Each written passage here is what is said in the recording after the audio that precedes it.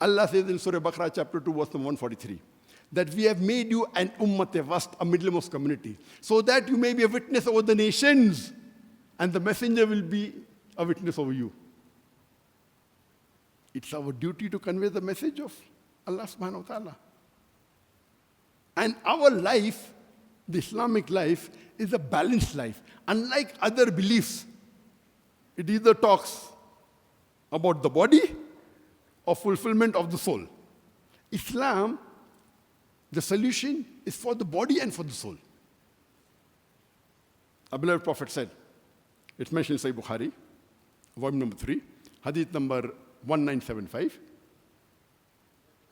The beloved Prophet said, Abdullah, one of the Sahabas, may Allah be with him, I've heard that you fast all days and pray full nights. He said, Ya Rasulullah. The Prophet said, do not do it. Fast one day, do not fast the next day. Pray part of the night, sleep for part of the night. Your body has right over you. Your wife has right over you. So Islam is a justly balanced religion. It doesn't believe in monasticism. Doesn't believe in renouncing the world. The dunya in Islam is part of the deen. It is a holistic solution. And furthermore, when people talk about happiness, talking about billionaires, we know the example of Christina Onese, who inherited wealth after her father died, who was a billionaire, and during interview she was asked that you are the richest woman in the world. She said, yes, I'm the richest woman in the world, but also the most unhappiest woman in the world. She didn't get peace, she didn't get happiness, and later on she committed suicide.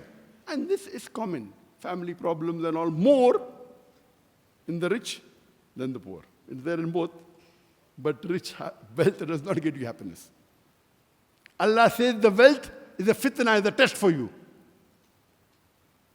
And Allah says in the Quran, in Surah Rad, chapter number 13, verse number 28, verily in the remembrance of Allah do hearts find contentment. Verily, in the remembrance of Allah do hearts find contentment. And that reminds me of a very good example of one of the greatest scholars of the medieval age, Shaykh al-Islam Ibn Taymiyyah. And we knew he lived a life of poverty. He was imprisoned, he was threatened by the enemy, he was tortured. So when the enemy threatened him, what did Shaykh al-Islam Ibn Taymiyyah said? He said that what can you do to me? What can you do to me? If you imprison me, if you put me in jail, I would do zikr of Allah. Zikr, praise, and remember Allah. If you exile me, I would tafakkur. I would contemplate on the creation of Allah. If you execute me, I would be a shaheed. I would be a martyr. My Jannah is in my heart. Imagine a person who's not afraid of dying. Whatever you want to do, you do. You cannot take away the Jannah. My Jannah is in my heart, and I'm not of this dunya, I'm for akhirah. So this is true happiness. Even though he lived in poverty, even though he was taught, and if you read the statement of Ibn Qayyim, may Allah have mercy on him, he was one of the well-known students of Shaykh al-Islam Ibn Taymiyyah.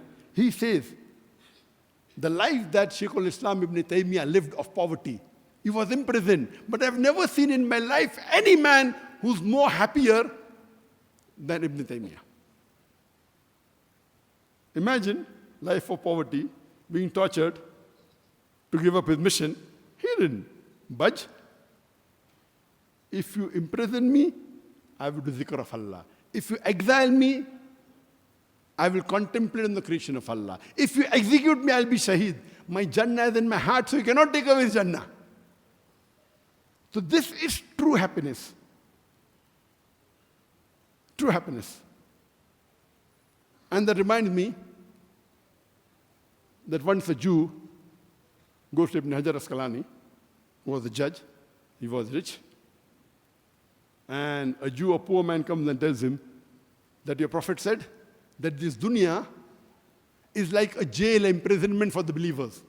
And for unbelievers, it's paradise. I'm poor, my clothes are tattered, you're rich, you're living a luxurious life. How can you explain this hadith? So Ibn Hajar Asqalani said, those believers who know what is waiting for them in the akhirah, that is Jannah, even if you're the richest man in this world, all the happiness compared to Jannah is like imprisonment. And if the unbelievers knew what is there for them in the akhirah, hell, and the lowest, the coolest fire in hell, if it touches your feet, your brains will boil. If they know where they will go, even if they are the worst human being in this world, for them this is Jannah. This is the explanation of the hadith of our beloved Prophet Sallallahu Alaihi Wasallam. So Jannah, happiness is a state. Your belief, your mind.